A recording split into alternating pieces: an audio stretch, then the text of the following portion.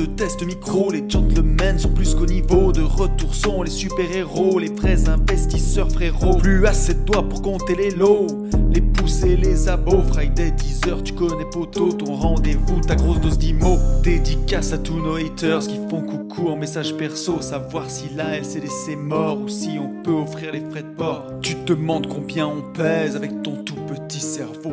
Prends ton chiffre, multiplie par 2 et puis rajoute un 0. Salut à tous et bienvenue sur ce nouveau podcast des Gentlemen Investisseurs. Je suis Tony. Je suis Yann. Et c'est un grand plaisir de vous retrouver pour terminer cette semaine ensemble. Comment tu vas, mon pote ? La démarrée, ça va très très bien. Petite semaine de Oui. vacances tranquillement chez mes beaux-parents. 1000 mètres d'altitude. Il a neigé cette nuit. Il fait moins. Je suis dans un grenier. Je vais essayer de me transformer en glaçon pendant 7 heures. Et podcast pas forcément habituel. Bon, on fait quand même quelques feats maintenant, mais Oui. pas habituel puisque nous ne sommes pas que tous les deux. On a demandé à Fabienne, que certains connaissent. C'est ça. Que j'aime appeler la femme chat, la femme aux 7 vies. Elle va nous raconter son parcours. Un peu de présence féminine sur ce podcast. Ça, c'est carrément trop bien. Et voilà, bon, on la laisse se présenter. À toi de jouer, ma Fabienne. Yes. Vas-y, Fabienne. Salut à tous. Merci beaucoup de m'avoir invité au comptoir des potes. C'est un privilège. Cool. En attendant de se voir en vrai au mois de juin, j'espère. J'espère. Mois de juin pour. Pour le week-end wakeboard et IMO. Ouais, ça me paraît de plus en plus loin, mais on va rester positif. Mais non. On verra ce que ça donne. J'espère qu'on arrivera à le tenir, effectivement. Alors, dis-nous tout, ma chère Fabienne. Qui tu es, où tu es, ton compte Insta. Certains te connaissent, mais pas tous. Vas-y. D'accord. Alors, mon compte Insta, c'est Immobilier Passion. Okay. Donc, je suis vraiment passionnée par l'immobilier. D'ailleurs, c'est l'essentiel de mon activité en ce moment. Alors, j'ai créé une agence immobilière qui s'appelle Riviera Bastide. Et qui est spécialisée dans la location de maisons de vacances et de domaines pour des mariages dans le sud de la France. Ok, donc un style de location courte durée. C'est quand même une activité de location courte durée. Ok, très bien. Et tout à fait. Indirect, mais c'est le même principe. On pourra en parler peut-être plus tard. Et sinon, à titre personnel, j'investis dans l'immobilier depuis très très très longtemps. Mais un petit peu en dilettante, parce que j'habitais à l'étranger pendant de nombreuses années et l'immobilier n'était pas ma priorité à ce moment-là. Ok. Et tu peux. Mais justement, c'est là-dessus qu'on va revenir, parce que comme disait Yann tout à l'heure, Fabienne, c'est la femme aux 7 vies, et tu as une histoire qui est quand même assez incroyable, un peu une histoire de globe-trotter. Donc, écoute, on va te laisser commencer parce que c'est toi qui connais le mieux ton histoire. Mais si tu peux nous dire un petit peu les études, voilà, comment ça a commencé, les études que tu as fait et un peu ton parcours. D'accord. À la base, je viens du sud de la France, donc je suis revenue au point de départ. C'est assez drôle, mais en passant par plusieurs étapes. Alors bon, j'ai toujours été bonne élève à l'école, mais au niveau du lycée, ça c'est un petit peu envenimé parce que c'était trop généraliste pour moi et j'avais du mal à avoir des aspects concrets. Donc j'ai fait des études littéraires, je me suis retrouvée en bac maths, philo, en détestant les maths et la philo, donc c'était pas forcément c'est bien, facile à passer. J'ai eu mon bac par miracle, si j'ose dire. Et ma grande chance, je dirais, que j'ai provoquée, c'est que j'étais très bonne en langue étrangère. J'ai décidé quand j'avais 11 ans qu'il fallait que je bosse mon anglais et que j'apprenne la langue. Donc, ne me demandez pas pourquoi, c'est venu comme ça. Et à partir de ce moment-là, j'ai toujours eu de bonnes notes en anglais. Après, en 4e, j'ai pris italien en 2e langue. Je pensais que c'était plus facile que l'espagnol, c'est pour ça que j'ai fait ça. Et d'accord. Puis, donc ça s'est très bien passé. Et puis, quand est venu le choix de l'orientation en terminale, je suis allée au salon de l'orientation et j'ai rencontré 2 filles qui étaient en BTS commerce international. Et là, j'ai eu vraiment une illumination. Elle me racontait qu'elle faisait des stages en entreprise. La première année, elle partait à l'étranger pendant 2 mois, à 19 ans. Ok. Et Mhm. je me suis dit, non, mais c'est vraiment ça que je veux faire. C'était très concret avec du marketing, du droit. Enfin voilà, c'était exactement ce qui m'intéressait par l'aspect international et puis par l'aspect vraiment concret qui me manquait au lycée. Voilà, donc bon, c'était sur dossier, malheureusement. On peut pas dire que j'avais un dossier formidable, mais j'ai réussi à intégrer une école à Marseille. Ouais. Et d'ailleurs, je me souviens quand j'ai passé l'entretien, la directrice m'a dit bah, écoutez, oui, vous avez un dossier qui n'est pas excellent, mais vous avez de très bonnes notes en langue et les langues, c'est important. Ok. Et j'ai été D'accord. prise voilà, au repêchage, j'étais sur liste d'attente et j'ai été prise. Et là, je me suis révélée pendant 2 ans. Enfin, déjà, j'ai adoré Marseille, j'ai adoré mes copains de promo. On était un super groupe et voilà, ça s'est tellement bien passé que j'ai voulu continuer mes études. Comme quoi, hein, quand on trouve sa Ah, voie. Ouais. Ok. Mais c'est Et cool. donc, comment? Vas-y, Yann. ouais, je disais, donc là, t'étais absolument que en France, hein, on est d'accord.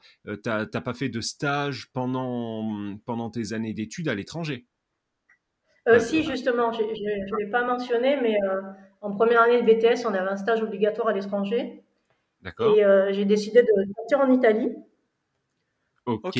Voilà, Ouais. donc pendant 2 mois, je suis partie seule dans un petit village à côté de Milan. D'accord. Et j'ai bossé Et t'as là-bas. Je kiffé. faisais la prospection. Comment? Et tu as kiffé. Enfin, c'est un voyage qui t'a marqué, non? Ou pas du tout? Ah ben oui, oui, complètement. Parce que bon, déjà, j'étais jeune, hein, 19 ans, c'est pas évident là, quand on se Ouais. retrouve seul dans un appart, on connaît personne. Là, Ouais. c'était un village, tous les jeunes du village se connaissaient, ils se retrouvaient tous les soirs sur la place. Bon, voilà, moi, j'étais un peu cheveux sur la soupe, quoi. Mais j'ai Mais trouvé est-ce ça génial d'avoir cette liberté d'être à ouais, voilà. l'étranger, Ok. Ça t'a d'expérimenter ça. créé je pense que ça fait partie du premier moment où ça t'a Ouais, créé, Yann, vas-y. ça t'a créé cette envie de voyager, quoi.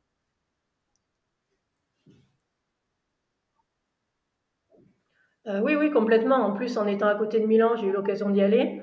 Et là, je me suis pris une claque quand j'ai vu la ville avec tout ce qu'il y avait, les gens bien habillés, les magasins, les restaurants. C'était la grande classe. Enfin, moi, je venais d'un endroit où ma vie d'adolescente était un petit peu Ouais. ennuyeuse, j'ai envie de dire. Voilà, c'était une ville où il se passait pas grand-chose. Si t'es pas né avec de l'argent, bah, tu avais une vie médiocre, quoi. Donc, Yes. Ok. Ok. j'avais envie de fantaisie, de nouvelles choses, de moments excitants. Et voilà. Ok. Quand j'ai vu Milan, ça a été une révélation. Et d'ailleurs, après, j'ai décidé, suite à ça, d'aller habiter en Italie, après mes Ok. études. Ça marche. Voilà, Ok. donc je suis rentrée, j'ai terminé mon BTS. D'ailleurs, on a tous eu cette année, on a eu 100% de réussite cette année-là, donc c'était vraiment super. Et puis, j'ai passé les concours pour entrer en école de commerce. Ok. D'accord. Voilà, donc j'ai passé, c'était des groupes d'écoles. Il y avait, je crois que j'ai passé 3 ou 4 concours. Et par concours, il y avait la possibilité d'intégrer, enfin comment dire, si il y avait les écoles qui étaient regroupées et on passait un concours Ouais. pour avoir accès à plusieurs écoles. Et après, on choisissait, enfin, on voyait où on était reçu et puis si on avait le choix, on choisissait. Donc voilà, moi j'ai passé un petit peu partout, j'ai été prise de partout et j'ai choisi Nice parce que, enfin, Schema, à Sophia Antipolis, parce que c'était pas très loin de chez moi et voilà, à ce moment-là, l'école n'était pas forcément des mieux cotés, mais j'avais Ouais. discuté avec d'ailleurs un gars qui était avec moi en BTS qui était très brillant et qui m'avait dit mais tu sais l'essentiel c'est pas l'école en elle-même, c'est ce que tu en fais. Et il avait D'accord. raison parce que tu peux très bien intégrer une bonne école de commerce et puis finir avec un boulot moyen, ou alors ben, vraiment tu utilises cette opportunité pour créer ta vie, voilà. Mais c'est sûr. Et puis, voilà, Yes. donc j'ai fait plein de stages. À ce moment-là, je suis plus repartie à l'étranger parce que voilà, c'était pas quelque chose que j'avais envie de faire à ce moment-là. Mais voilà, à la fin de l'école, là vraiment, j'ai décidé de travailler en Italie. Bon, le problème, Ouais. c'est que j'avais choisi une niche. Je voulais travailler dans le design ou la décoration à Milan. Et D'accord. bon, le problème, c'est que ces sociétés, en général, elles sont très petites et familiales. Et puis, les salaires en Italie, c'est extrêmement bas. Je veux dire, je pouvais pas me permettre. C'est pour ça d'ailleurs que les enfants habitent chez leurs parents jusqu'à 30 ans, parce que c'est très difficile de pouvoir se payer un loyer en Italie, hein, par rapport au salaire. D'accord. Ok. Ouais, surtout à Milan, j'imagine, en plus. Oui, oui, Milan, c'est à peu près les niveaux de Paris, donc ouais, c'est très cher. Donc, ce qui s'est passé, bah, pareil, j'ai discuté avec une copine qui était en école de commerce avec moi. Elle m'a dit, bah, tu sais, en ce moment, le secteur qui recrute à fond, ce sont les SS2I, toutes ces boîtes d'informatique qui ont de forts besoins. D'accord. Et bon, j'ai commencé à chercher du boulot là, mais je trouvais pas ça très excitant d'aller. Ah oui, donc t'es passé un peu de mode design, parce que ça te passionnait, à carrément faire SS2I, des boîtes d'informatique, enfin des trucs dans l'informatique, quoi. Bah, j'ai cherché du boulot pendant 1 an quand même. Ouais, Donc à un moment d'accord. donné, il a fallu que je me résolve voilà, à trouver un travail qui correspondait à mes compétences. Mais c'est vrai que les offres d'emploi que je voyais, c'était pas très excitant, hein. C'était beaucoup en banlieue parisienne, enfin des trucs comme ça. Moi, j'étais pas très fan de Paris. Voilà. Et en fait, j'ai réussi à trouver une SS2I, mais qui cherchait quelqu'un pour gérer la filiale de Milan. Et là, c'était D'accord. génial pour moi parce que justement, j'alliais le salaire avec mon choix de ville. Ouais. Et puis c'était très intéressant parce que c'était un poste à responsabilité. Il fallait non seulement développer l'aspect commercial en trouvant de nouveaux clients, mais également tout gérer sur place, c'est-à-dire également recruter les ingénieurs et les spécialistes de la finance de la société, Ouais. gérer tout l'administratif. Enfin voilà, je faisais tout. Ok, donc t'as rapidement eu des responsabilités. Complètement, ouais. Et puis, enfin, c'est venu naturellement parce que comme j'avais fait plein de stages, enfin, moi, j'avais commencé à travailler quand j'avais 19 ans en BTS, hein, toutes les vacances, on faisait des stages. Tous les étés, je travaillais, je faisais des stages. Donc, j'avais fait de la communication, du marketing, de la prospection. Voilà, donc Ouais. même du recrutement, en fait, en école de commerce. Ce qui était bien chez Schema, c'est on avait une spécialisation.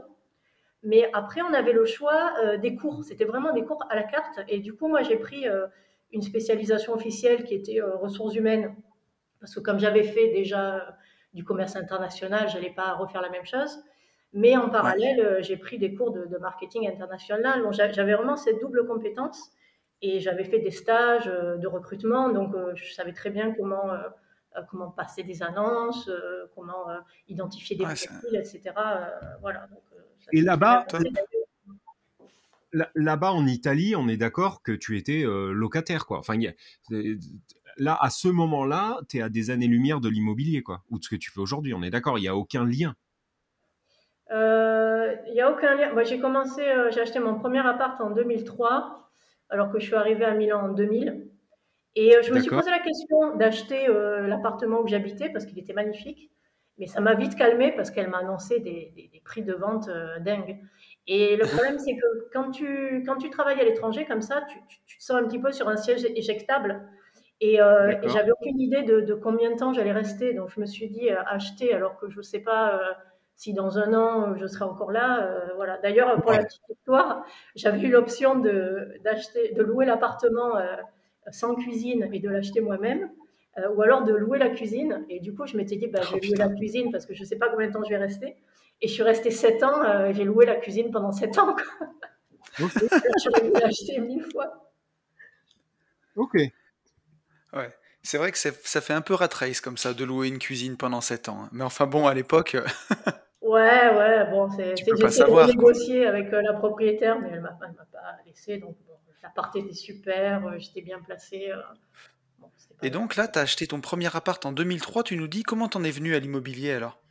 Ben, mon père me disait toujours, tu sais, tu as choisi une voie où bon, tu fais pas carrière tard, à 40 ans, plus personne veut de toi. Ça serait bien que tu t'achètes un petit appart, comme ça te fait un revenu pour plus tard. Et puis en parallèle, j'avais des amis qui s'étaient lancés dans le marchand de biens. Et eux, ils investissaient énormément dans ma ville. Voilà, En donc on était un France, petit hein. groupe. Je me suis dit, oui, en France. Ouais. Ok, ok. Ouais. Voilà, et je me suis dit, bah, pourquoi pas. Et je sais plus comment j'ai trouvé cet appartement. Mais ça s'est fait assez facilement parce que de toute façon, moi, en étant à l'étranger, j'avais pas trop la possibilité de faire des visites, hein. Ok. Ok. Voilà. D'accord. Et donc, alors, cette aventure milanaise, elle s'est terminée comment, du coup? Elle s'est terminée que, bon, au bout de 5 ans, je commençais à en avoir. Enfin, j'avais l'impression d'avoir fait le tour de la ville, voilà. Enfin, je me voyais pas rester là-bas pour toujours. Et D'accord. puis en 2004, je suis partie en vacances en Californie avec une copine. Et là, j'ai eu le coup de cœur. Je voulais m'installer là-bas. Et j'avais une amie qui était américaine. Elle m'a dit, ouais, mais tu sais, il y a des problèmes de visa. Tu peux pas venir aux États-Unis comme ça. Donc, bon, j'ai dit tant pis. J'ai commencé à regarder à l'international pour partir en Australie parce qu'il y avait je sais plus comment ça s'appelait, il y a un visa pour les étudiants, Working Holiday, je crois, quelque chose comme ça. Ouais, Work Holiday, j'avais eu le même visa quand j'étais parti en Australie, je me souviens. Voilà, donc ouais, j'étais partie dans cette optique. Je me suis dit, bah, pourquoi pas un pays anglophone. Et puis bon, l'Angleterre, ça me disait pas grand-chose, donc autant partir loin. Et puis j'ai rencontré mon futur conjoint à Milan. Lui, d'ailleurs, c'était marrant parce qu'il était en train de partir en Nouvelle-Zélande. Il était en train de faire son visa pour partir en Nouvelle-Zélande. Et puis finalement, bah, il a décidé de rester. Moi aussi, j'ai changé de société en faisant un travail similaire, mais ça m'a redonné un nouvel élan. Et puis voilà, donc bon, on a passé quelques mois comme ça. Et puis on est parti en vacances à New York. Et alors là, la claque. Tous Ouais. les deux, on s'est dit non, mais il faut qu'on habite ici, là, c'est obligatoire. Voilà. Donc lui, il a réussi à se faire détacher par sa société parce que c'était un groupe international et ils avaient déjà une filiale à New York. Voilà, donc avec, Ok. bon, ça faisait 15 ans qu'il était dans la Ok. société, hein. Donc il y avait les appuis internes qui faisaient qu'il a réussi à obtenir ce poste. Et puis moi, ben, comme on n'avait pas de filiale, il a fallu que je motive et que je négocie avec mon management pour les convaincre de créer une filiale à New York. Alors ça, on en avait Et j'ai déjà réussi. D'accord. en off. Ça, Mmh. effectivement, explique-le nous bien parce que c'est, enfin, moi pour moi, ça me paraît absolument dingue. Là, on peut dire que t'étais, enfin, comment dire, t'étais obstiné, quoi. Enfin, faire créer une filiale carrément sur un autre pays, même si t'en as pas, faut quand même avoir les couilles. Et il faut rien lâcher, quoi. Donc vas-y, explique-nous ça parce que je trouve ça dingue, quoi. Bah, c'est un peu la loi de l'attraction en fait, hein. Enfin, quand on en parle dans Réfléchissez, devenez riche, quand il dit qu'il faut être Ouais. habité d'un désir brûlant, moi c'était comme ça. Il fallait que j'aille à New York. Je me suis posé aucune question. Donc ce que j'ai fait, c'est que déjà j'avais un petit peu anticipé la chose parce qu'avant de partir, j'avais pris rendez-vous avec un des partenaires, la société avec laquelle je travaillais avait des partenaires, des éditeurs de logiciels. Et nous, on faisait justement du conseil en informatique sur ces logiciels-là dans les banques d'investissement. Et je me suis dit, bah, allons rencontrer des partenaires, ça me fera faire un rendez-vous dans des buildings à Manhattan, comme on voit dans les films. Là, c'est un bon truc. Excellent. Et puis, c'était l'occasion aussi de tester le marché. Et j'ai rencontré donc le directeur de cette société-là qui m'a dit, mais franchement, c'est le moment, nous, on vend à fond, on n'a pas le temps de faire toute la partie conseil autour parce qu'on se concentre sur la partie vente de logiciels et support, mais c'était quelque chose de très très complexe à installer et on ne pouvait pas recruter n'importe qui pour installer ces logiciels-là. Et Ouais. donc, ils préféraient avoir des gens qui viennent d'Europe, qui soient déjà formés, plutôt que de recruter des Américains, les former, parce que ça prenait des mois, hein. Voilà. Et donc, bah, moi, je suis rentrée ensuite et j'ai dit à mon boss que le moment était venu. Bon, évidemment, quand on travaille dans la finance, on pense à New York à un moment donné, mais ce n'était pas dans leurs objectifs à court terme. Et je les ai convaincus que c'était maintenant qu'il fallait investir et pas plus tard. Donc, parce que ça servait mes intérêts, mais aussi parce que c'était la vérité, parce qu'aux États-Unis, les choses vont vite et peut-être que si on avait attendu un an, voilà, les opportunités seraient passées. Ouais, Voilà. Donc, j'imagine. bah, alors mon boss m'a dit, on a un consultant qui est à Paris justement, qui rêve d'aller à New York. Si tu arrives à lui trouver un projet, bah, à ce moment-là, on en reparle. Il croyait que ça allait pas marcher. Et en fait, si, j'ai réussi à lui trouver un projet pour qu'il travaille là-bas. Ouais, il a été obligé de considérer cette option, hein. Donc évidemment, j'ai fait une étude de marché avec tous les éléments, explicatif. Mais il m'a dit, bah, écoute, ok, d'accord, voilà. Ok. Ouais, c'est excellent. Ouais, c'est énorme. Disons, Et alors, c'est une grosse, ouais, je te coupe, c'est une grosse dose pour moi vas-y. de motivation et ouais, d'abnégation, parce que il y en a beaucoup qui se posent des questions métaphysiques avant même de Ouais. comment je roule sur l'autoroute avant même d'avoir passé le permis et d'avoir le BSR 50 cm3 avec mon Typhoon de 50 cm3. Tu vois, et effectivement, toi, ce qu'il faut vraiment retenir de ça, enfin, pour moi en tout cas, c'est le côté c'est comme ça, c'est pas autrement. En tout cas, ça peut pas être autrement. Je me pose même pas Ouais. de questions et je bombarde en fait. Voilà. Et alors après, C'est ce que j'allais dire. ouais, J'allais dire, voilà, je vois les buildings à Manhattan, ça me plaît, j'ai envie de vivre là-bas. Bon, ben j'y vais, quoi. Il n'y a pas de limite, il y a pas de question plus que ça, quoi.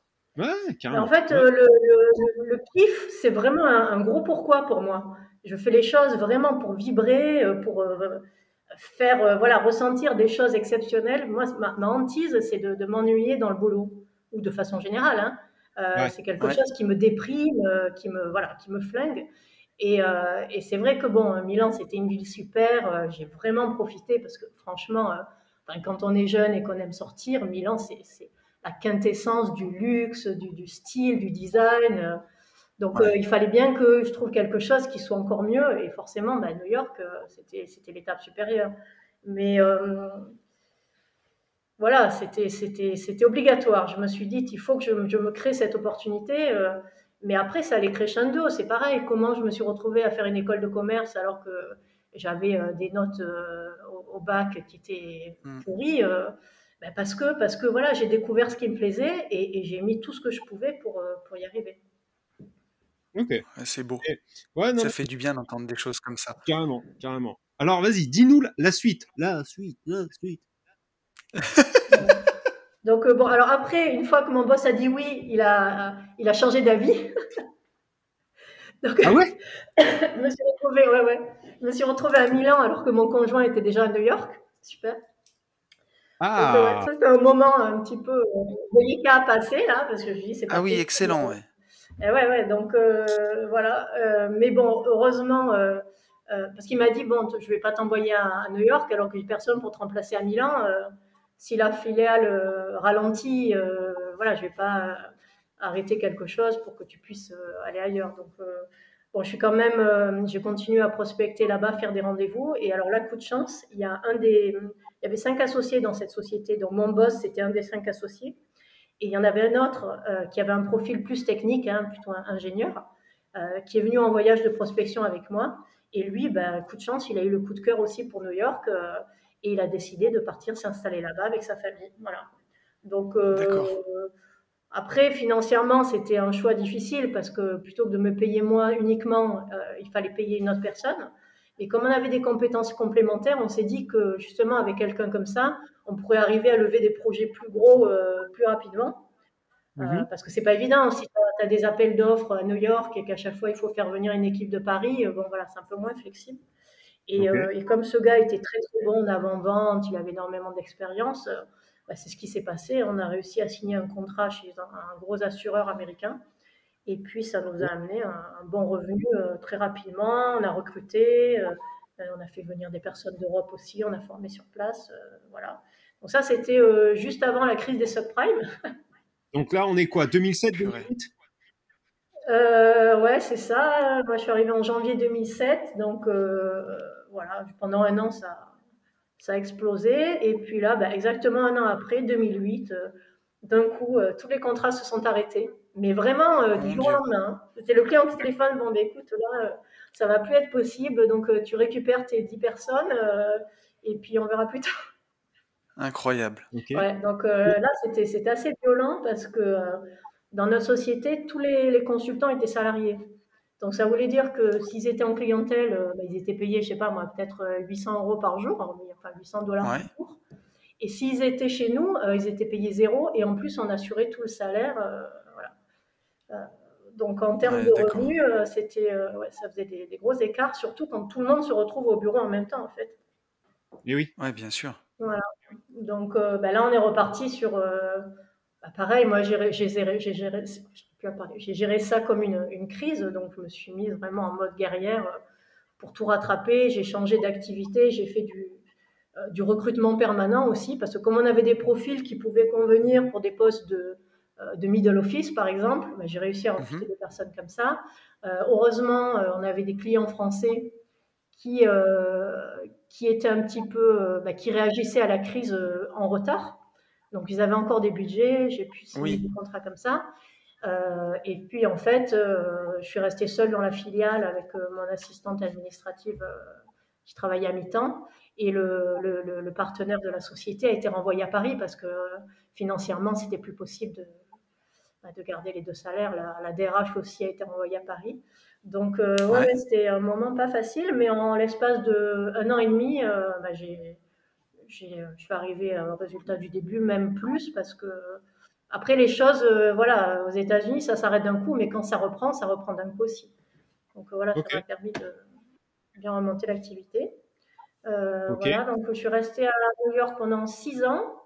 Bon, après, j'ai démissionné parce que pour des raisons politiques, bon, malheureusement, je me suis rendu compte que la société ne voulait pas me laisser évoluer au poste auquel j'aspirais, qui était la direction de la filiale, hein, tout simplement. Donc ça, j'ai bien compris que ça n'arriverait jamais. Et puis en parallèle, ils ont fait venir une personne qui a eu un comportement pas très professionnel, et j'ai passé des mois à faire comprendre à mon management que le problème ne venait pas de moi. Et en fait, quand j'étais seule, j'avais de très bons résultats avec un chiffre d'affaires qui était super dans la société. Et quand on s'est retrouvé avec un salaire qui était quasiment le double du mien, du coup avec des objectifs inatteignables, ben moi, mon salaire, il a dû baisser de peut-être 40% en fait, à cause de ça. Ah oui, d'accord. Et oui. Et donc, alors, j'avais des variables. C'est un peu ce que je voulais te demander, Fabienne. C'est-à-dire que là, on est en 2007-2008. Niveau immobilier, on est d'accord que là-bas, bon, à New York, je me doute que tu n'as pas acheté. Donc, tu n'as aucun pied dans l'immobilier à part ton appartement en France, c'est ça? En fait, si, j'avais acheté 2 petits studios avant de partir à New York. Ah, mais si tu nous dis pas tout, Fabienne, c'est ça qu'on Oui, veut, mais, nous. Alors, oui, mais je parlais, oui, c'est vrai, j'étais sur. Enfin, à ce moment-là, je pensais plus à mon métier de base. Mais oui, j'avais acheté 2 studios. alors, donc en tout, j'avais 3 studios. Comment tu gérais entre New York et le sud de la France tes appartements? C'était du nu, c'était du meublé? Quelle vie tu menais là? Comment tu faisais? Alors, les 3, ils étaient en meublé à l'année. Ok. Et sur les 3, il y en avait un que je louais à des étudiants par simplicité. Donc, je faisais, comme l'été, j'étais en France. Ok. Je faisais un bail de septembre à fin mai. Ok. Et je savais que fin mai, il partait. Et puis moi, l'été, voilà, ça me laissait le temps de retrouver Donc, un locataire. Comment? bail étudiant. Voilà, donc un bail étudiant et les 2 autres, ils étaient en meublé à l'année. Et j'allais en France 4 fois par an. Donc j'arrivais plus ou moins à me débrouiller pour faire des choses sur place. Et puis quand j'avais des visites de personnes quand j'avais des locataires qui partaient, j'avais des visites à faire, c'est ma mère qui les faisait. Et en général, des apparts qui plaisaient, donc au bout de 1 à 3 visites maximum, ça se louait. J'avais donné le bail à ma mère qui était pré-rempli, elle n'avait plus qu'à faire signer, récupérer les pièces. Voilà, c'était simple à gérer. J'avais essayé de les mettre en agence parce que ma mère n'était pas disponible à un moment donné. Et c'était la catastrophe. Je faisais même pas les visites. Enfin, bon, c'était l'horreur. Ouais, donc déjà à l'époque, c'était la cata, quoi, les agences. C'est pas. Dans ma ville, oui. Après, bon, voilà, j'ai pas d'expérience ailleurs, mais dans ma ville, c'est clairement un problème. Hein. Non, mais c'est à peu près pareil, Fabienne. Hein, c'est pas que toi, t'inquiète pas, mon cher. Ouais, c'est compliqué de trouver des gens. Ouais, si une agence immobilière faisait bien son boulot de gestion, disons qu'il y en a, il doit y en avoir, hein, mais elles sont tellement peu au final qu'elles sont même, enfin, celles qui bossent bien au final se retrouvent acculées puisque ça se sait très très vite, quoi. Mais ok. Et alors, j'ai une autre question, Fabienne. Enfin. Je suppose que tu avais quand même des revenus relativement conséquents. En tout cas, si c'est pas forcément seul, à vous deux avec ton cher et tendre. Au niveau investissement, mais de manière générale, de manière globale. Est-ce que tu avais est-ce que tu avais une éducation financière qui était déjà en place et est-ce que du coup, tu avais mis des processus pour gagner plus d'argent ou en tout cas placer ton argent ou à ce moment-là, t'en es pas du tout là, quoi? Non, pas du tout là. Moi, j'ai jamais trop épargné. Quand j'étais à Milan, c'est une ville qui coûte cher. J'avais un salaire correct, mais rien de fou. D'accord? Et j'étais dans l'optique de profiter. Bon, c'est Ok. vrai que c'est un petit peu immature de dire ça, mais bon, en même temps, voilà, Ouais, non, mais j'aurais pu économiser, faire moins de choses à Milan. Et puis à New York, c'est une ville, enfin, pour économiser, il faut vraiment mettre en place des process parce que tout coûte cher, hein. Franchement, D'accord. ouais. même pour les besoins vitaux, ils sont extrêmement onéreux. Tu vois, tu veux te faire Même une avec un. salade, il faut acheter un fromage à 6 dollars, des Ouais. noix à 10 dollars, une tomate à 2 dollars l'unité. Finalement, la salade, elle te coûte 25 balles, quoi, tu vois. Et puis, comme moi, Ouais, même avec un gros salaire, c'est l'enfer, quoi. c'est l'enfer. Moi, heureusement, j'habitais à Brooklyn, donc c'était cool parce qu'il y avait des supermarchés, des vrais supermarchés. J'avais la voiture en plus, donc le week-end, on partait, voilà, on allait dans des Mm. endroits qui étaient un peu moins chers, où on mangeait mieux, mais c'est une vraie organisation. Mais bon, après, voilà, je dis ça, c'est peut-être un peu une excuse, mais à ce moment-là, voilà, moi, j'avais pas du tout conscience qu'il fallait mettre de l'argent de côté. Qu'il Et fallait alors, investir. Alors, quand j'avais du surplus ouais, d'argent par rapport à mes primes, etc., je l'avais fait placer dans. Il y avait un truc aux États-Unis, ça s'appelait des CD. C'est Ok. un petit peu comme des livrets d'épargne qui étaient ok. pour apporter des intérêts. On pouvait les placer pendant 6, 9 ou 12 mois, je crois. Voilà. Après, j'avais fait un truc un petit peu plus risqué avec un conseiller bancaire. Ça m'avait rapporté de l'argent.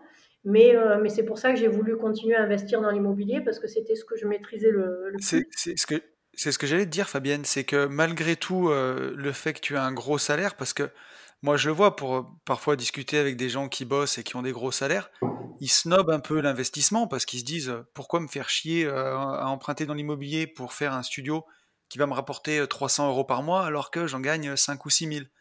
Et ils se rendent pas compte que parfois ça dure pas. Toi, tu avais un peu cette vision-là ou cette notion de te dire il faut quand même que j'investisse à côté même si je gagne très bien ma vie. Oui, parce que j'étais très consciente de la fragilité de ma vie professionnelle, Ok. du fait d'être dans le business de façon générale, hein. Quand on est employé, malheureusement, on peut facilement être sur un siège éjectable quand il y a des crises. Et puis aussi par rapport au fait que je sois à l'étranger. Parce que quand il y a un souci, ben, les filiales, elles trinquent. Moi, quand j'étais à Milan, j'ai failli me faire licencier. Je suis passée, mais vraiment à deux doigts de me faire licencier parce que la filiale italienne mais fonctionnait très bien. D'ailleurs, c'était la seule filiale du groupe qui avait des super résultats. Donc moi, je ne Ouais. m'étais pas trop rendu compte de ce qui se passait, mais à Paris, c'était la crise. Ils devaient virer pas mal de personnes. Et en fait, mon boss qui était à Paris, pour pas se faire licencier ou placardiser, il avait raconté que c'était lui qui gérait la filiale de Milan alors qu'il venait jamais. Et j'ai Malin. appris ça par mes collègues et j'ai halluciné. Donc, il a fallu que je fasse marcher mes appuis politiques pour montrer que c'était moi qui bossais. Et je faisais des reportings qui étaient Et tellement ouais. clairs que le gars, il n'avait même pas besoin d'être là. Il savait tout ce qui se passait, quoi. Tu vois, moi, j'étais en bon élève. Ça, Et je me suis dit, c'est pas possible. c'était avant le Je peux. podcast Menteur-menteur de Tony, par contre, ça. Parce que depuis Ouais. qu'il a écouté le podcast, il a arrêté de mentir.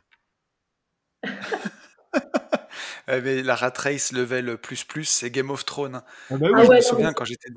Alors, tout quand le monde j'étais est dans sympa un grand quand on groupe. est dans une petite boîte, tu vois, on partait en week-end. Justement, c'était une façon de motiver les consultants. On faisait des week-ends à la Bolle, à l'Ermitage, soirées, alcool à volonté et tout. Sauf que, Bien tu vois, sûr. tout le monde s'entend bien. Le jour où il y a une crise, bah là, tu vois le pire visage des gens. Je me disais, mais Et il y a les comment je photos. peux être sur la sellette alors que je suis dans une Il y a filière les photos qui financière? ressortent et tout. Il y a les dossiers. Enfin bon, donc du coup, là, tu vois, je me suis dit, il suffit. En fait, ça a été une personne qui a dit non, on la garde. Il aurait dit Ok. non, on la vire. Ben, j'étais éjectée comme ça, sans rien, quoi. Donc voilà, Hmm. je savais très bien que j'avais des choix professionnels qui étaient risqués. Ça allait avec le kiff, hein, voilà. Ouais. Mais je me disais, voilà, j'avais bien pris conscience de ce que m'avait dit mon père par rapport au fait que dans le business, on ne dure pas forcément. Et puis, j'avais pas la personnalité de faire des compromis, parce qu'après aussi, dans les sociétés, Oui. voilà, politiquement, on peut se positionner dans le sens qui va bien pour rester dans la boîte et tout. Et puis moi, j'avais pas envie de m'écraser, de faire du lèche-botte juste pour garder mon poste, quoi. C'était pas dans mon Ouais. tempérament. Donc je me suis dit, l'immobilier, c'est quelque chose qui va me permettre d'avoir du concret. Je pensais pas en termes de cash flow, je pensais vraiment en termes de backup si jamais il m'arrivait un problème dans le boulot, qu'au Ok. moins voilà, j'ai des biens, j'ai quelque chose que je puisse éventuellement vendre, ou voilà, c'était par rapport à ça. Et Ouais, mais donc c'est excellent. c'était qu'en 2011, euh, avant que justement la personne rejoigne la filiale et plombe les chiffres, j'ai fait une super année. J'ai dû avoir un variable de quasiment 100 000 $, quoi. Donc Ouais. là, j'ai dit non, il faut absolument que je fasse quelque chose. Et je commençais à regarder à Miami, parce que avec la crise des subprimes, mais les prix Et avaient oui. dégringolé. Je me suis dit, mais c'est fou, quoi. Bon, après, j'avais pas assez de cash pour acheter. Et puis, le problème pour emprunter aux États-Unis, c'est qu'il faut une credit history. Donc, il faut qu'on ait déjà fait des crédits dans le passé pour montrer que on est quelqu'un, comment dire, à qui on peut faire confiance et à qui on peut prêter de l'argent. Mais Ok. comme ça faisait pas longtemps, déjà quand on arrive aux États-Unis pour avoir une carte de crédit, c'est pas immédiat, il faut attendre quelques temps. Après, il faut l'utiliser. Enfin, voilà, il faut vraiment créer son score de crédit. Et quand on a un bon score, D'accord. on peut emprunter. Et moi, j'étais vraiment au milieu du processus, donc je me suis dit, je vais pas. Voilà, c'est un peu compliqué, ça va être long. Et puis, je maîtrisais pas le marché américain. C'est pareil, moi, j'étais vraiment focus dans mon boulot, parce que comme j'étais seule dans la filiale, c'est moi qui faisais tout avec ma collègue, hein. Donc, j'avais Ouais. vraiment pas le temps de m'intéresser à un nouveau marché. Et je me suis dit, bah, le plus simple, c'est peut-être de chercher une maison dans le sud de la France. Comme ça, moi, j'aurai un endroit pour ma retraite. Ou plus tard, s'il me reste plus rien, j'aurai toujours un endroit, un toit, quoi. Ok. D'accord. Voilà. Donc là, t'achètes cette maison dans le sud de la France. En 2012. Voilà. Ouais. En 2012. Ok. Et donc là, tu décides Exactement. de quoi et comment. Comment? Tu décides de la mettre en location, de l'acheter et rien en faire. Qu'est-ce que tu décides? Bah, le plus raisonnable, c'était de la mettre en location courte durée. Parce que Ok. j'avais fait une simulation pour la banque et l'agence avait dit qu'en location à l'année, je pouvais la louer dans les 900 euros par mois, Ok. alors que je payais 2000 euros de crédit par mois, parce que j'avais fait un crédit sur 15 ans. Ouais. Donc Ok. la seule solution, c'était la location saisonnière. Ok. Sauf que tu te rends bien compte que tu dis là comme ça, parce que tu parles comme un livre. Et effectivement, tu dis la solution la plus simple pour toi, c'était la location saisonnière. Sauf qu'en 2012, te réveiller un matin et dire bon bah je vais faire de la location saisonnière alors que je suis à je sais pas combien de milliers de kilomètres et tout. Enfin, C'est ça. c'était tout sauf simple, tu vois. Donc encore une fois, ça prouve vraiment ton mindset. Toi, tu es vraiment à l'instinct, c'est-à-dire je sens que ça va le faire. De toute façon, il faut que ça le fasse. Bon bah, on s'en bat les couilles, on y va quoi. Et donc ça c'est vrai que ça fait partie, C'est assez incroyable quand même, hein. vraiment partie de ton process interne quoi. C'est pas la première fois que je me le dis, ça me paraît à chaque fois ouf. Donc là, tu te lances dans la location courte durée sans même trop savoir à quelle sauce tu vas être mangé, on est d'accord? Ah oui, j'avais vu qu'il y avait du potentiel, parce que j'avais discuté avec des personnes qui le faisaient, qui gagnaient bien leur vie. Ok, Voilà, donc je me suis renseignée sur quel site utiliser pour Ouais. trouver des locataires. J'ai trouvé une société de conciergerie qui était sur place pour faire les accueils et les ménages, ok, évidemment, hein, j'étais à New York. Et puis j'ai lancé ça, et dès la première année, ça a bien fonctionné. ok. Voilà, Donc donc là, on est d'accord. T'étais sur quelle plateforme, Fabienne? ben, je me suis mis sur pas mal de plateformes. J'ai pris un temps fou, hein, à faire de la veille justement pour trouver des plateformes. Alors en 2012, j'étais sur Abritel. D'accord. Qui m'a rapporté le plus, parce que les maisons, c'est Abritel plutôt. Ok. Airbnb, à ce moment-là, ça existait, mais Ouais, ça c'était n'était pas pas ouf. du tout. Ouais, Ouais. non, pas du tout. Je m'étais inscrite, mais j'avais rien eu. Le Bon Coin, j'avais rien eu. Non, j'avais trouvé un site anglais qui s'appelle French Connections, qui est vraiment super. Et j'avais eu pas mal de réservations par eux. Et Parce j'avais que, trouvé. ce que- je voulais faire une petite parenthèse, mais remettre les choses dans leur contexte. Aujourd'hui, la LCD, on a tous les outils en ligne pour le faire. C'est facile. À l'époque, en 2012, c'était pas si simple que ça. Ah bah non. Surtout quand on est à 7 ou 8 000 kilomètres. C'est vraiment, voilà, pour vraiment que les gens se remettent dans la tête le tour de force que c'est d'une certaine façon. Puis il n'y avait pas Starter Cash en 2012. Attends, tu crois quoi, toi? Ouais, Tu ouais, sais quoi, j'ai pas osé le dire. c'est vrai, c'est sûr. En 2012, attends, en 2012, mon loup, je te jure, j'avais encore du lait. Tu m'appuyais sur le nez, il y avait du lait qui partait. Ah oui, non, non. Mais non, c'est pour ça. C'est bien pour ça, tu vois. En 2012, moi, j'étais dans ma rat race. Je crois que je devais être dans ma BMW et je pensais que j'avais réussi ma life. C'est ça. Et c'est pour ça, quand j'entends Fabienne dire, tu sais, mais elle, c'est fou d'être comme ça. De dire, ouais, bon, bah voilà, donc j'ai acheté une maison. Et puis, bah, ce qui me paraissait le plus logique, en fait, c'était de faire de la LCD. Non, mais d'accord, mais Airbnb, Mhm. je sais pas si vous imaginez, Airbnb venait de naître, quoi, pratiquement, quoi. En tout cas, Ouais. il y avait rien. Mhm. Et la nana, en fait, elle et ses deux jambes, allez, bah on y va. Tu vois, moi, c'est ça que je trouve complètement dingue. Donc là, ce qui est ouf, c'est que tu trouves ces sites, tu trouves une conciergerie, donc tu ne gères pas grand-chose. Bon, ils t'ouvrent en deux en termes de commission, mais t'es à New York, donc de toute façon, c'est comme ça. Et c'est Mhm. propre, quoi. Ça fonctionne, tu prends du cash, quoi. Bah, non, je prends pas du cash parce que j'ai fait un crédit sur 15 ans, mais ça me paye le crédit, donc c'est bien. Ok. Sauf là, mon Oui, donc objectif, c'était vraiment tu fais 24 000 euros, quoi, sur comment? l'année. Tu fais 24 000 euros de recettes, au moins, sur l'année, quoi. Donc, Oui, oui, mais au début, oui, après plus. Mais bon, après, dans les maisons, il y c'est a beau. beaucoup de frais, donc forcément, Non, mais c'est sûr, bien voilà. sûr. Ok. Mais mon objectif, c'était de payer le crédit vraiment le plus tôt parce que Mhm. parce que, en fait, quand je l'ai acheté, la maison, ça allait dans la société. Mais j'avais quand même vécu les subprimes, donc je me suis dit, si jamais on se reprend une autre crise, etc. Moi, je voulais, Bien et sûr. d'ailleurs, j'ai mis un maximum d'apport. Alors, j'ai fait aucun crédit pour les travaux, rien du tout, hein. Les travaux, je les ai payés moi, tous les meubles, j'ai mis l'apport vraiment maximum. D'ailleurs, je me suis retrouvée avec zéro épargne après l'achat pour réduire le crédit au maximum. Et puis, comme j'avais un bon salaire et dans mon esprit, j'allais continuer à recevoir les commissions que j'avais eues l'année précédente parce que ça allait de mieux en mieux et que les chiffres étaient excellents. Moi, j'étais persuadée qu'en 3 ans, j'aurais fini de payer le crédit, hein. Donc voilà, Ouais. Ok. j'étais dans cette optique-là. Sauf que un an après, j'ai démissionné en fanfare. Ah, alors vas-y, explique-nous, parce que moi, je veux en arriver à aujourd'hui, ce que tu fais aujourd'hui, sauf que je vois le temps qui passe et je sais que, en fait, on est obligé de faire vu qu'elle a cette vie, il faut faire 7 podcasts. Mais ouais, c'est ce que j'allais te dire, mec. Cette vie, cette podcast, il n'y a pas le choix, là. Alors Je vais vas-y, Flavie. raccourcir. Donc, je suis partie de la société parce que c'était devenu intenable et je ne pouvais plus me regarder dans la glace. Voilà, j'avais pas envie de faire de compromis. Et puis même physiquement, j'étais malade. Quand on est dans un environnement nocif comme ça, voilà, c'est une Ouais. question vraiment de survie. Du coup, je suis partie et je me suis dit, bon, ça fait une dizaine d'années que je travaille dans la vente et le recrutement pour la finance et l'informatique. Donc, je vais créer un cabinet de recrutement parce que c'était ce qui était le plus similaire à ce que j'avais fait.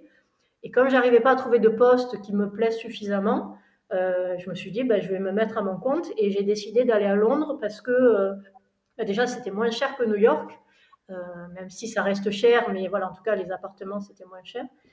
Et puis, ça, au niveau international, enfin géographique, c'était mieux parce que je voulais travailler à l'international.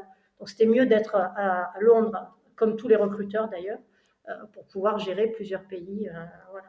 Donc, j'ai fait ça pendant 3 ans. Et puis, en parallèle, comme justement la location de la maison se passait très bien et que c'était une vraie passion, j'ai décidé de créer un business pour proposer aux autres propriétaires de m'occuper de la location de leur maison. Et voilà, Ok. donc j'avais deux activités en même temps. D'accord. Voilà. C'est comme ça Mais qu'est née cette. Parce que j'aurais jamais imaginé en faire mon métier, mais comme j'avais le cabinet de recrutement en parallèle, je me suis dit, bon, je peux faire ça comme ça pour le plaisir, on va voir ce que ça donne. mais Et, Ok. qui n'était pas une conciergerie, on est d'accord. En gros, non, c'est un business qui mettait en voilà. relation Vas-y, explique-nous un peu plus, s'il te plaît. C'est une très bonne question parce que les personnes qui font mon travail, Attends, en général, mais qu'est-ce qu'elle croit, la Fabienne? Elle croit que je pose que des questions de merde? ah ben non, justement, non, mais c'est ça, hein. Oui, parce que souvent, quand on dit on va faire louer sa LCD, ben, c'est la Ok, conciergerie qui trouve les vacanciers et qui fait l'accueil, le ménage. Sauf que exact. moi, pour moi, ce sont deux métiers qui sont complètement distincts, qui demandent des Ouais, compétences différentes. Et la partie marketing commercial, ça n'a rien à voir avec la partie purement organisation et logistique. on est d'accord. Donc moi, la partie Mm. logistique, etc., la conciergerie, ça ne me branche pas du tout. Et en plus, je trouve que c'est moins rentable parce qu'il faut payer des équipes et ça a un coût. Et après, il faut faire payer ça aux clients. Et je trouve que quand Ouais. on est client, ça coûte cher. Alors que quand on est une société, eh ben, je ne suis pas certaine qu'on gagne autant d'argent que ça. C'est pour ça que je pense qu'ils font les deux. Euh, mais enfin, moi, dans mon cas, c'était un peu spécial parce que comme c'était des locations de maison à la semaine, du samedi au samedi, c'est pas comme le business de Yann où vraiment il y a énormément de volume. Et puis aussi, les vacanciers, Oui. ils appréciaient énormément d'être reçus par le propriétaire des lieux. Pour eux, c'était vraiment un privilège. C'était voilà, une expérience humaine, comme un échange de maison en fait, mais monétisé. Et ça s'est trouvé naturellement que c'était les propriétaires qui accueillaient leurs locataires. Et puis de toute façon, ils avaient déjà des équipes de ménage, donc c'est vraiment l'essentiel. Après, pour donner les Ok, clés et boire un verre de rosé, c'est pas non plus. Voilà. Et Ok. voilà, donc moi je m'occupe vraiment de toute la partie recherche de vacanciers. Alors pour les maisons traditionnelles avec piscine, c'est surtout passer des annonces sur les plateformes qu'on connaît tous, plus des plateformes qui sont vraiment spécifiques à chaque pays, parce qu'il y a des plateformes qui ne sont pas internationales et qui sont très intéressantes et qui permettent d'avoir des vacanciers de ces pays-là. Et puis, j'ai maintenant des maisons qui sont d'encore plus haut standing et où je pense que les plateformes ne suffisent peut-être pas. Donc, je suis en train de développer tout un business sur marketing en ligne. Excellent. Pour, voilà, vraiment, je me forme et puis aussi, je prends des partenaires pour tout ce qui est Facebook, Instagram, site internet. D'ailleurs, Tony m'a mis en contact avec Alexandre Chimbaud qui m'a fait mon site. Oui. Mais c'est un travail monstrueux, mais je pense qu'il faut passer par là pour pouvoir vraiment avoir une location. Ouais, et puis tu construis encore plus ton indépendance, en fait, en Oui, faisant comme ça. En faisant avec ton site, avec ton marketing et ainsi de suite. exactement. oui, oui, évidemment, parce que j'ai vu avec Abritel, au début, on payait un abonnement, ça allait. Après, l'abonnement a augmenté. Ensuite, ils ont fait payer les locataires. Je pense que s'ils continuent comme ça, c'est un site qui va pas vraiment, qui va pas bien finir parce qu'on peut pas faire payer des deux côtés et avoir un service qui est moyen.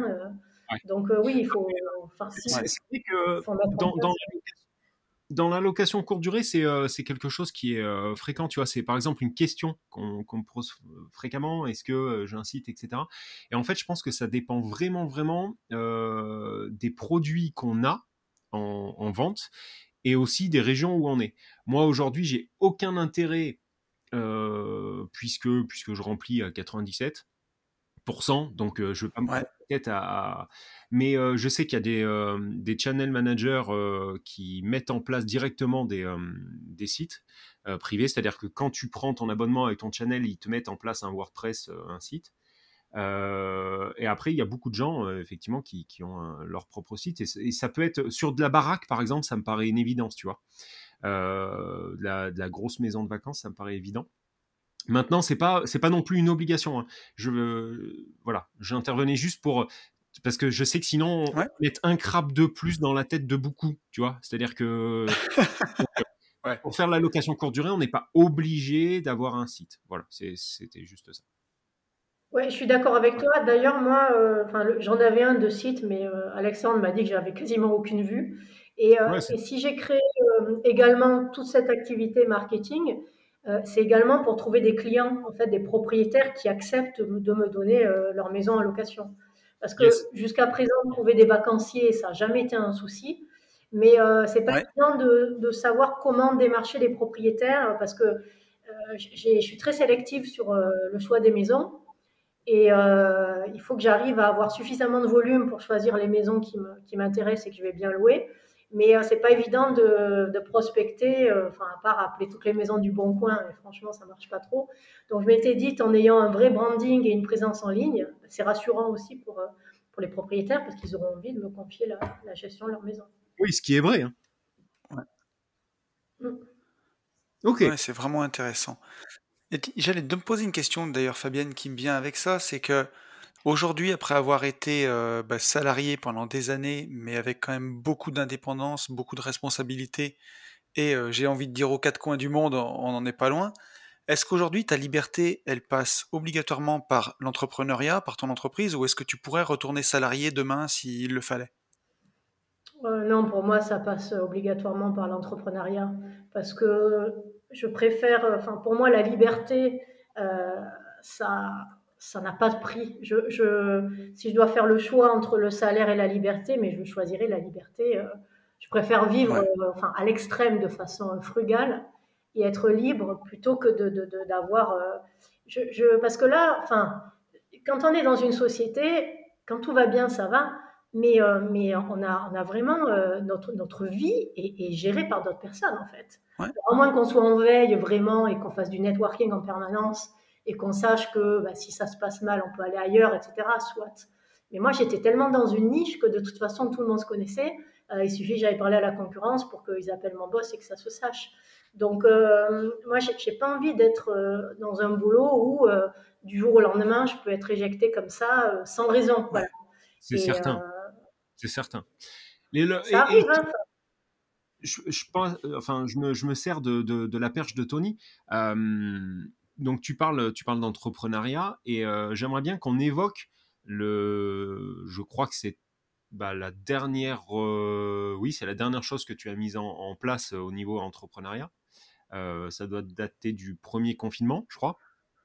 Qu'est-ce que tu nous as créé et qui fonctionne plutôt pas mal et qui est euh, enfin, j'aimerais bien que Ouais. tu fasses ta propre promotion, en fait, pour nos auditeurs, puisque je trouve ça Yes. très très bien. Est-ce que tu peux nous dire ce que tu as mis en place récemment? Ouais, bah ça c'est suite à une discussion avec Yann. J'ai Oui, je décidé de sais, faire mais du coaching en anglais. c'était pas Ouais. pour ça, c'était pas pour ça, c'était pas pour me mettre en avant une fois de plus, ma chère. Quel beau gosse, Mais ce mec. Mec, c'est assume, Yann. assume. Parce que enfin, pour moi, parler anglais, c'était quelque chose de naturel parce que ça fait tellement longtemps. Et là, elle a D'ailleurs, parlé toute avec ma moi, vie. en fait. Je vous explique. Là, elle s'est mise à parler avec moi. Elle a vu, en fait, qu'il était possible aussi de pas piper un mot. Et en fait, je le dis en rigolant, mais c'est vraiment, j'en ai pas, je peux pas dire que j'en ai honte. Mais par contre, c'est chiant, quoi. Ça me joue des tours tous les jours. Et voilà. Et, suite à cette discussion, effectivement, il s'est passé ce qui s'est passé. Donc, je te laisse en parler. Ouais, voilà. Alors moi, je voulais faire des formations sur la location de vacances parce que voilà, je pensais qu'il y avait des synergies à créer avec la LCD. Donc j'avais parlé j'avais proposé un partenariat avec Yann et il m'a dit mais tu sais les formations, c'est chronophage, etc. Bref. Et il m'a dit mais pourquoi tu te concentres pas sur l'anglais? Et pour moi, j'y avais même pas pensé parce que enfin c'était tellement naturel que je pouvais, enfin j'ai pas forcément imaginé que ça puisse euh, créer un besoin chez certaines personnes. Il m'a dit, mais si, tu sais, il y a plein de gens qui ne parlent pas forcément bien anglais Bien et qui sûr. apprécieraient. Voilà, donc il m'a dit, ben, regarde un peu sur Insta ce que tu peux faire. C'est pour ça que j'ai décidé de faire des stories tous les jeudis soirs à 18h en anglais, où je parle. Alors au Ouais. début, c'était du vocabulaire. Et puis maintenant, je parle de plusieurs sujets, souvent des choses qui m'arrivent, que je raconte en anglais. Et puis après, je me suis dit, mais pourquoi pas monétiser cela.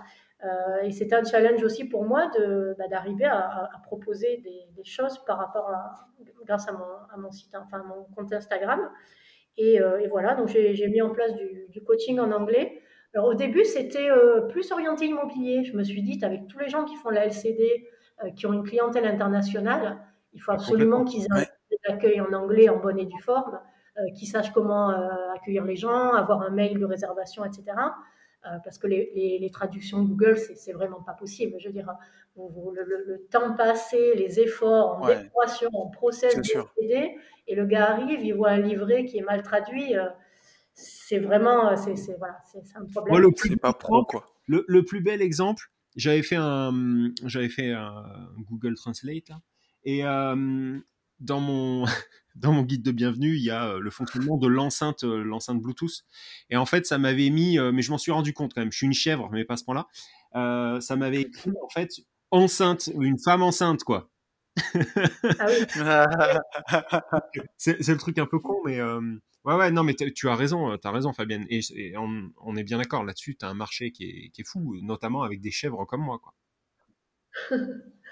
Mais en fait, ce qui est rigolo, c'est que donc moi j'étais partie sur cette optique-là parce que je me suis dit, je ne vais pas faire du coaching généraliste. Il y a des applications pour ça. Il y a des gens qui donnent des cours d'anglais à 15 euros de l'heure. Bon, voilà, sur place en plus. Et puis j'ai des personnes qui m'ont pris des coachings et qui m'ont dit, mais en fait, moi c'est plus pour parler anglais. Je parle pas bien, je suis pas à l'aise. Ils avaient juste besoin d'un petit coup de boost pour s'autoriser finalement à parler anglais, parce qu'il y a pas mal de personnes que j'ai coachées qui avaient quand même un bon niveau, qui arrivaient à faire des phrases, qui avaient des connaissances en grammaire. Mais en France, je trouve qu'on a un blocage par rapport à l'anglais. Les gens ont honte Ouais. de parler. Ouais, Voilà, c'est vrai ça. c'est vraiment. Alors que, enfin là, dans notre domaine, dans l'immobilier, ça nécessite des compétences assez complexes, hein, enfin, à tous les niveaux, en fiscalité, etc. Mais parler anglais, les gens ont un blocage. Et j'ai dit, mais c'est pas possible. Et en fait, en faisant du coaching vraiment en face à face, je leur donne pas le choix. Je leur dis, bah, vas-y, parle, Ouais. présente-toi, dis-moi quoi que ce soit. Alors au début, ils ont un petit temps d'appréhension. Et puis après, ils se lâchent. Et je trouve que c'est très libératoire parce qu'ils se rendent compte que ils ont un niveau qui est vraiment pas mal et que selon le niveau de la personne, je l'oriente vers d'autres solutions. Ça peut être juste de parler plus souvent ou de regarder des films en anglais ou alors de bosser tel vocabulaire ou telle règle de grammaire. Ou alors ça peut être de continuer le coaching avec moi. Mais voilà, il y a tout un Ouais. panel de possibilités qui s'ouvrent. Et c'est vrai qu'à l'école, franchement, on ne peut pas dire qu'on soit dans un environnement bienveillant parce que vous faites des contrôles, vous recevez la feuille avec des trucs marqués en rouge, toutes les fautes. Et Ouais. puis on a un peu honte, quoi. Alors que là, ils se disent, ah non, mais en fait, je parle bien, il suffit juste que je m'entraîne un petit peu. Et j'ai même coaché une personne qui avait un entretien d'embauche et un entretien en anglais. Et enfin, j'ai halluciné. Il s'est lancé dans la chose alors que ça faisait longtemps qu'il n'avait pas parlé. Et ça lui a donné confiance à tel point que ça l'a aidé sur un autre entretien qu'il avait dans une autre boîte qui était en français. Et de savoir qu'il était capable de faire un entretien d'embauche en anglais, ça l'a boosté et il a eu l'autre poste. Donc, moi, je trouve ça Non, mais génial. de toute façon, c'est Ouais, certain c'est que excellent. ça augmente ta confiance en toi. C'est, oui, c'est indéniable. C'est indéniable. Ah, mais c'est sûr. Mais Et regarde, j'allais rebondir sur. une story sur Insta au sujet de Clubhouse. Donc, c'est une nouvelle application. C'est Jérémy Barré des investisseurs malins qui en a parlé en story. Donc, je me suis demandé ce que c'était. Et en fait, ce sont des groupes de discussion, des gens qui parlent sur des sujets. En général, ce sont vraiment mais que des experts. Et la majeure partie des conférences est en anglais. Et je me suis inscrite à plein de groupes et Ok. je me suis dit, mais heureusement que je parle anglais. Mais Là, alors, Ouais. du coup, t'as eu quand même super confiance en moi, Fabienne, parce que je te propose, enfin, je te rappelle que je pipe pas un mot d'anglais. Mais par contre, tu t'es dit quand même, le mec va comprendre en fait ça quand tu nous as proposé cette application. Mais heureusement que je t'ai dit non. En fait. Tu te Non, mais doutes bien que il y a quand même il y a des conférences en français. Hier soir, il y ah, avait Alex Viseo, c'est ça, et des experts du marketing digital qui ont fait une conférence sur le marketing d'influence de d'accord. 21h à minuit, mais D'accord. que des pépites. Les mecs, ils parlent, c'est un mastermind, mais Bien. à un niveau exponentiel. C'est Ok, passionnant. ok, ok. En tout cas, tout à l'heure, je voulais rebondir en disant que les bases de l'indépendance financière, c'est aussi de, tu le disais tout à l'heure, de ne pas dépendre d'une seule source de revenus. Alors aujourd'hui, bah, tous les trois, enfin, on prêche des convaincus entre nous, on le sait. Moi, ça me paraît très complètement fou aujourd'hui de dépendre d'une seule source de revenus. Mais ce qui est inspirant et que je voudrais vraiment que les gens y retiennent dans ton parcours, c'est que, tu vois, il y a des choses qu'on a en nous, comme par exemple, bah, tu parles anglais parfaitement, tu es bilingue. C'est une compétence pour lesquelles bah, déjà les gens, ça peut vraiment les aider et en plus ils sont prêts à payer pour ça. Et donc, bah, tous au fond de nous, on a tous une compétence, on a quelque chose qui peut vraiment aider les gens, où les gens sont prêts à payer pour, et qui peut nous permettre de créer déjà une deuxième source de revenus. Mais Et ça, c'est alors, vraiment puissant. il y a ça à retenir de l'intervention de Fabienne. Mais pour moi, par contre, la plus grosse leçon, c'est vraiment arrêter, mais arrêtez tout. Enfin, arrêtez de vous poser les moindres questions. Je vous dis pas de faire C'est sûr. bêtement, mais on le voit avec Fabienne. La nana, elle veut partir en Italie, elle bouge à Milan. Elle rencontre son cher et tendre, il voyage à New York. Tiens, New York, c'est pas mal. Boum, on voyage à New York. Et comment on fait pour le boulot? Bah, c'est pas grave, on va faire créer une filiale. Alors oui, bien sûr, il y a toujours un facteur chance là-dedans, c'est sûr. Peut-être qu'il y a eu 10% de chance. Après, j'investis un petit peu dans l'immobilier. Ok, qu'est-ce qui tourne le plus? La location courte durée, Nicomoc. On ne sait pas comment on fait, c'est pas grave, on y va quand même. Enfin, c'est quand même ouf. C'est ouf. Là, il n'y a pas d'excuse. Il y a une nana qui... Ouais, c'est sûr. Il y a des œillères, il y a des murs, c'est pas grave, je rentre dedans, quoi. Enfin, moi, c'est ça que je trouve fou. Et je suis le premier à ne pas savoir le faire. Hein. Autant que ça, je suis le premier à pas savoir le faire. Ouais. Donc, Alors, grosse leçon là-dessus. attends, ça lag un petit peu, mon ami. J'espère que les gens qui vont nous écouter auront vraiment tout eu. Mais en tout cas, ouais, tout à fait. Mais je suis d'accord avec toi. C'est sûr que il faut pas se poser 36 questions. Quand on veut faire quelque chose, bah, il faut le faire. Voilà. Et Fabienne, t'en es un exemple parfait, quoi. Clairement. Exactement. Bah, je me dis, enfin, surtout en ce moment, tu vois, où on est vraiment très bloqué dans notre vie à tous les niveaux, au niveau privé, je me dis, mais heureusement que j'ai fait ce que je voulais faire à ce moment-là, parce qu'il y a plein de Bien gens qui sûr. disent, ah ouais, mais moi, plus tard, je vais voyager avec mes enfants, on va faire le tour du monde et tout. Sauf que peut-être plus tard, ça sera pas possible. Peut-être que tu vas rencontrer quelqu'un qui a pas envie de voyager, qui est bien, et c'est l'amour de ta vie, et qu'est-ce que tu vas faire, quoi? Tu vas quitter ta famille pour faire le tour du monde. Voilà, moi, à ce moment-là, j'étais libre, j'étais prête, j'ai voulu le faire. Et si demain on me dit que bah, je pourrais plus jamais voyager, j'en serais attristée, mais je m'y ferais parce que j'ai vécu tout ce que je voulais vivre Ouais. à fond, quoi. Et ça, pour moi, c'est vital. Ok. Ouais, c'est vraiment hyper important ce que tu dis parce que voilà, on sait pas, on le voit, hein. Les gens pensent qu'ils peuvent avoir le temps, et on voit bien ce qui se passe avec la crise dans laquelle enfin la crise qu'on traverse en ce moment, où bah voilà, quand on est restreint dans nos libertés, ce qu'on a pris avant, ce qui est pris n'est plus à prendre, quoi, C'est ça. clairement. C'est ça. Arrêtons de remettre tout au lendemain. C'est une évidence. J'allais te demander, Fabienne, ouais, putain, je suis désolé, mon petit pote, mais et c'est un podcast quand même aujourd'hui qu'on enregistre. On est chacun chez nous. C'est un tour de force avec la technique. Hein. Je voudrais quand même qu'on le salue. Et mon pauvre Yann, dans ton grenier là, je crois que ton micro est en train de geler peut-être, mon pote. C'est pas Mais impossible. bon, on en est déjà à 1 heure de podcast. Bien bleu. J'avais juste une ou deux petites questions en plus pour toi, Fabienne. Qu'est-ce que tu dis, Yann? Je deviens bleu, cela dit, donc c'est pas impossible que l'ordi galère. Oui, oui, j'ai l'impression, je ne te vois pas, mais j'imagine déjà tes lèvres bleues. J'allais te poser, Fabienne, la question de savoir de quoi tu es le plus fier dans ton parcours IMO. Qu'est-ce que c'est la chose de laquelle tu es la plus fière? Je pense que la chose dont je suis la plus fière, c'est d'avoir fait les choses en fonction de mes envies et pas en Ouais, fonction des injonctions. Euh, pour donner un exemple, aujourd'hui, la grosse tendance, c'est d'acheter des IDR pour avoir un cash flow qui augmente, etc. Mais moi, c'est pas quelque chose qui me sécurise moralement. Je ouais, suis plus à l'aise avec des choses un peu plus risquées, du style achat-revente, parce que c'est ce qui me fait vibrer. Et, ouais, et je trouve que c'est difficile, surtout quand on commence à se former à l'immobilier, parce que bon, moi, ça fait longtemps que j'investis, mais ça fait seulement 2 ans que je me forme. Hein. Donc, ouais, il y a tous ces gens qui réussissent et puis qui donnent des conseils, mais presque des ordres, en fait, en disant faites ci, faites ça. On se dit, ouais, mais c'est vrai, il fait ci, il fait ça, machin. On a envie de se lancer dans les choses et c'est peut-être pas ce qui vous convient. Donc Ouais, tout à fait. voilà, jusqu'à présent, je suis fière de tout ce que j'ai fait dans l'immobilier. J'ai envie d'en faire beaucoup plus parce que quand je vois le potentiel qu'il y a et ma motivation pour ça, c'est sûr que je vais en faire davantage. Mais voilà, c'est d'avoir créé les choses quand je voulais, comme je voulais. J'ai fait des crédits courts, mais tant mieux parce que si j'avais fait des crédits longs avec du Mm. cash flow, j'aurais toujours des crédits à rembourser et j'aurais pas eu l'épargne quand j'en avais besoin. Donc Ouais.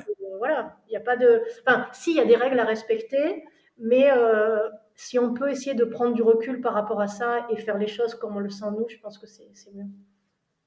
C'est beau.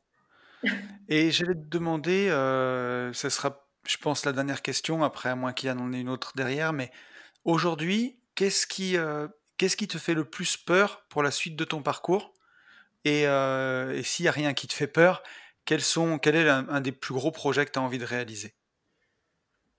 Alors, je vais répondre à la deuxième question. Moi, le gros projet que j'ai envie de réaliser, c'est un projet d'achat-revente parce que Ok, parce que c'est vraiment ce qui me plaît, mais j'ai pas encore eu. Et je me suis pas encore sentie me lancer parce que peut-être que je réfléchis plus qu'avant. ok, J'attends non, j'attends pas. En fait, je suis en train de travailler dans ce sens ouais, pour commencer à déterminer des zones géographiques qui pourraient me convenir et mettre en place une stratégie. Donc voilà, c'est déjà lancé, mais pour moi, ça va être le gros challenge parce que jusqu'à présent, d'un côté, j'avais mon salaire qui permettait d'avoir un coussin de sécurité si ça n'allait pas. Après, ça a été ouais, le projet rentable qui me permettait aussi de pouvoir gérer ça. L'achat-revente, c'est sans filet, hein. Donc, ouais, ouais. mais ça me correspond bien, voilà. Après, ce qui me fait le plus peur, ce qui me fait le plus peur, c'est peut-être le manque d'argent, de se dire que je vais faire des choix avec le cœur, mais que Ouais. si je faisais des choses qui sont un peu moins alignées avec mes valeurs, ça rapporterait plus d'argent, voilà. Donc, trouver toujours le juste milieu entre ce que je veux vraiment faire et que financièrement aussi ça suive. Mais bon, voilà, pareil, j'ai évolué pas mal. J'ai beaucoup bossé mon mindset par rapport à ça pour Ouais. être plus confiante et me faire, voilà, m'écouter davantage. En tout cas, quand on voit ton parcours, on n'a aucun doute pour toi, pour du succès en achat-revente, Fabienne. Ah, Ça, ben, c'est une c'est gentil, certitude. merci. Ouais. Et un grand merci pour le partage, pour tous nos auditeurs, parce que vraiment, Ouais, c'est une très grande leçon, enfin, c'est une grosse leçon, surtout venant d'une nana. j'ai envie de dire Voilà, on dit, hashtag valeur gratos. voilà, on sait qu'il y a pas mal de misogynes, on sait qu'il y a pas mal de misogynes Hmm. dans nos métiers, entre guillemets. Et voilà, donc là, ça fait du bien d'avoir une nana qui gère sacrément bien. Voilà, c'est cool. Bah, si je peux me Grave. permettre de faire une remarque justement par rapport aux misogynes, parce qu'évidemment j'en ai rencontré, mais quand on a à son compte, ça c'est une valeur inestimable parce que même si on en rencontre des personnes Hmm. comme ça, on a le choix de travailler avec ou non. Et même si c'est un Exactement. client et Ouais. que c'est pas grave parce qu'on va rencontrer d'autres. Quand vous avez un employeur qui est misogyne ou qui ne vous respecte pas à votre juste valeur, la seule possibilité que vous avez, c'est changer de métier et tout C'est recommencer ça. depuis le début. Et ça, je trouve que c'est vraiment injuste. C'est ça. Ouais, complètement. Bon, et ben, Complètement. merci Bah écoute, pour ce on partage. arrive. Où est-ce qu'on te retrouve, ma petite Fabienne? Alors, c'est surtout sur mon Insta, Immobilier Passion. Je pense que c'est Ok, là où je suis le plus active. Et puis, voilà, si vous avez des questions, n'hésitez pas, ça sera avec plaisir. Et je voulais vous cool. remercier tous les deux parce que je me suis inscrite sur Insta comme un challenge justement pour remettre en place mes projets immobiliers et avoir une communauté qui me suit pour que justement je reste toujours motivée et que j'ai des comptes à rendre. Et grâce à Insta, j'ai rencontré des gens comme vous, hein, j'ai rencontré Tony d'abord, puis Yann et des personnes qui m'ont apporté beaucoup de valeur, avec qui on a une entraide géniale et je suis vraiment ravie ouais, voilà, d'avoir fait votre connaissance. Cool. Ben, Puis les ouais, autres personnes, c'est top. enfin, Le Shiraz, plaisir est partagé. Jérémy Barré des investisseurs malins et plein de personnes aussi qui sont exceptionnelles. Bon, sur ces bonnes C'était paroles, vraiment cool. qu'est-ce qu'on peut dire à tous nos auditeurs ? On peut leur dire qu'il faut passer à l'action. Et pour tout ça, on va leur dire qu'il faut foncer en visite. Je vous souhaite une très bonne fin de semaine. Ciao. Salut à tous. À bientôt, au revoir.